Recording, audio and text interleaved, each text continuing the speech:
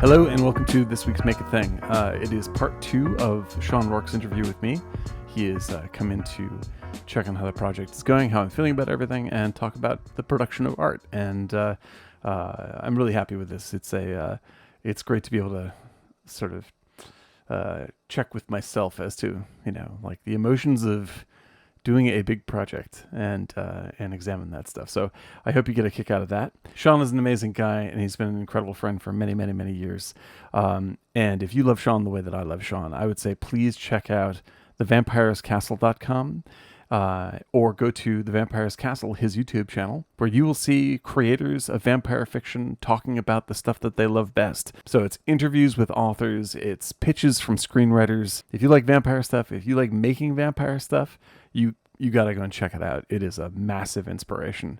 I want to say thank you to Sean again, and we'll have more of that next week as well. Also, I want to say, in terms of Wisteria, there is a new episode of Long Live the Queen, a Wisteria podcast up on Spotify and anywhere else you want to find a podcast. And it's a terrific one. It is part 2 of Wes's interview with the fictional Rainier Bauza, game designer in Wisteria, as played by the actual game genius, Mark LeBlanc. And Mark and all of us got to work together years and years and years ago on a fairly famous game now called Thief. And it's awesome to see him sort of roleplay a character who does what he does. I know that sounds strange, but if you check it out, you'll start to pick it up and see why it's so neat. And if you want even more information, check out www.wisteria.ai, where you'll see links to this show, you'll see links to that show, and you'll see links to stories that you can read that are set in Wisteria that you can have an effect on if you want to tweet at us what happens next. That's the whole gag. Anyway, sorry for the long intro. Here's Sean's interview with me, and I will see you next week for more Make a Thing. So just as a tangent off of that, I'm curious, just because I've known you for so long, and I've seen you make other projects, short films, art projects, animations, and due to the fact Dan and I were part of a writers group, so sort of a creators group for years and years and years, and so, kind of every week or every other week, you would sort of see the progress on something like that. And so I guess just in terms of where you are now, and, an artist of however many decades, what have you found to be sort of the tools that you personally need in order to put in that time, in order to sit down and get the fingers on keyboard or to write the whatever? What are the tools that gets you past any sort of sadness or self-doubt or that little voice? Right. Yeah, this is an awesome question, because how can I say it? Another mutual friend of ours, Dave Bryant, he refers to have I ever talked about the gold pen? Has Dave ever talked to you about the gold pen? I don't think so. No, it's just I'm not sure where this comes from him, but we've used this as the metaphor for the longest time, is that thinking that it's just I'm not I want to write novels, but I won't really be a novelist until I have the right tool to write with. If I can just get this gold pen, then I know my novel will be great. So before I answer the question, I want to say the tools, gold pens can be anything. They can be specific programs. They can be whatever. They can be I have to be in a certain state of mind. A camera, exactly. Whatever it is. Oh, now I finally purchased the computer that won't crash. Sure you have. Whatever it is. And so all anything that you lean on outside of yourself becomes an excuse. And you can't you can't create a dependency with anything or anyone else and expect to get anything done. You can't create a dependency on technology.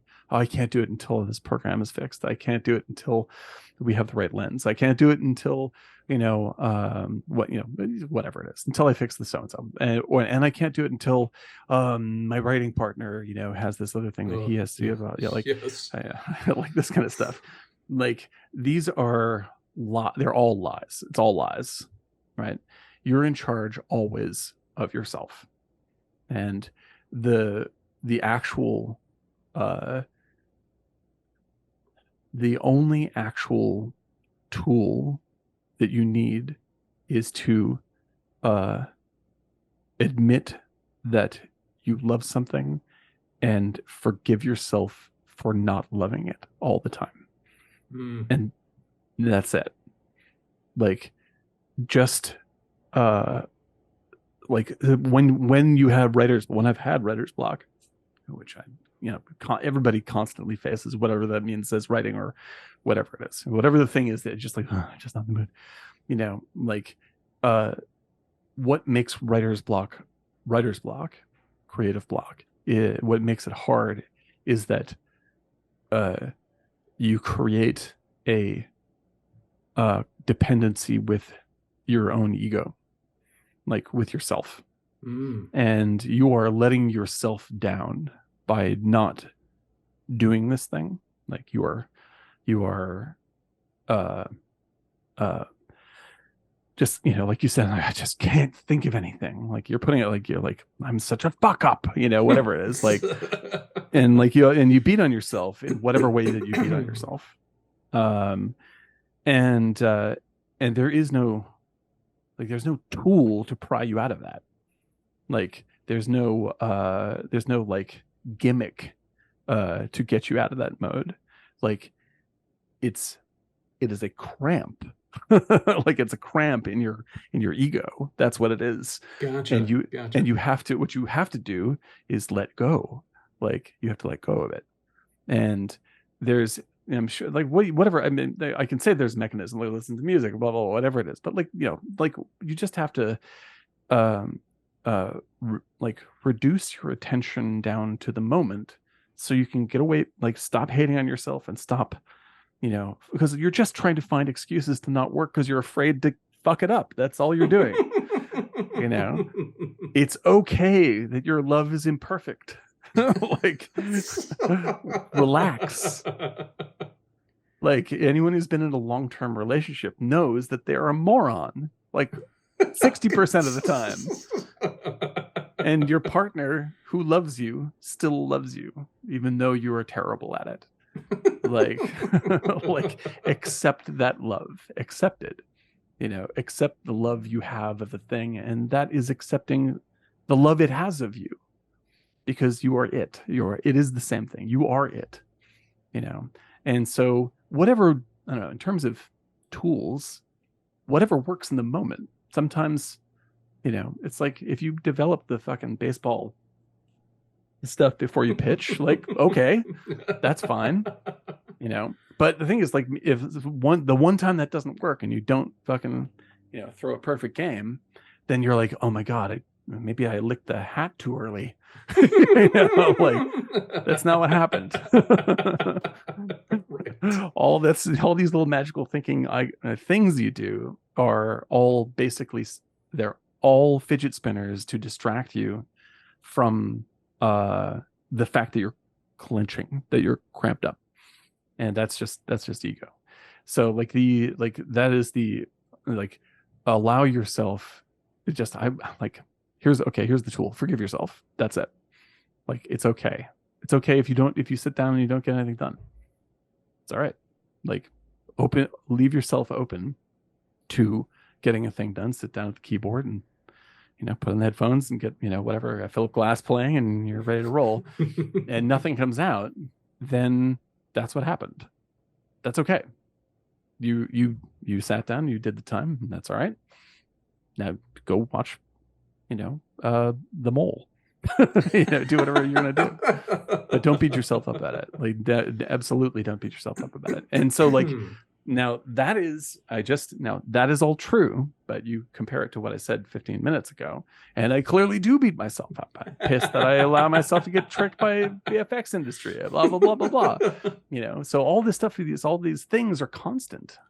They're all constant, and like if I don't stop and release myself from them, the pressure only builds on itself, and the anger builds on itself. And then by the time like I get so mad that I am really getting in my own way, then I start getting mad that I got mad, and I build a whole nother wall over here. And you just have to find a way to, let that go without it, just because it's all an illusion. All this is made up. And so I feel like like I said, like this past year has been a real test of that. It's super easy to do when you're lit up and on fire. You're just like, nothing can stop me, and you can just blast right through everything. And that's because that is always accessible. That is always true. You can always blast through everything, and every problem is solvable if you're in the right state of mind. And now every problem is solvable doesn't mean that the computer magically fixes itself. It's just that you go like, well, fuck the computer, we'll do it some other way. Right. Because you let go of it. And you and I have been on film sets together where it's just like the worst thing you can do on a film set is start looking for whose fault it was that something didn't happen. Yeah. Holy shit, how much time do you want to waste on this thing? We got some shots to get, and we're still worrying whether or not Mike should have brought the fucking coffee with the stuff, and otherwise gone. That frame has been rendered. There's nothing you can do about it. You're starting right this second. And if you aren't prepared to do that, then that's the thing that's holding you back. And so with many things in life, the primary tool is forgiveness. Like if it's causing you stress, then you have to find a way to let go of the stress. I don't have the answer for what that is in the moment for you, but that is the goal of whatever you should do. Don't look for more ways to be like, it's like being angry about a thing, like I have been and was earlier in this interview. It's like, that's a Zeno's paradox situation. Like you will never, if you investigate the cause of your anger, you will find nothing but more anger. Like it subdivides and subdivides and creates more and more of itself, and suddenly it's a whole fucking loop-de-loo. And I am not, and I will never be free of that. It will always happen to me, and it will always happen to everybody. And the only thing I can do is try to remember that it's fake. That's it. It's fake. Nobody, and again, I may be quoting myself from the earlier last interview, but there's a bit in No Country for Old Men where Tommy Lee Jones at the end is bitching to his uncle about like the world's just gone crazy and I don't understand it anymore. And I always thought later in life, God would just show up and I'd understand everything. And he starts, he's fetching about everything. And his uncle's just like, it just blows off everything that he says. It's like, it's not all waiting on you. That's vanity. And that's the truth. Is like nobody, and I mean this in the best possible thing, gives a shit really about anything I do. And that's good. Like they may love Wisteria, they may love things I've made, or they may not. I may get 1,000 hits on a thing, or I may get none. But it doesn't actually matter in the slightest. Any of it. Like you're doing it, I'm doing it because I love doing these things. And if I create any extra reasons to make it hard for myself, that's on me. Like nobody is waiting on me to be, some luminous filmmaker. And if I didn't end up being one, it wouldn't matter to anybody at all. right? The person it matters to is me, and that's the only one I have control over. So let's pay attention to that. Like there's a state that I want to be in. Try to be in that state. Turns out you can't be in it all the time. Try to be in it as much as possible. How do I do that? Don't keep hitting yourself in the face with your own fists.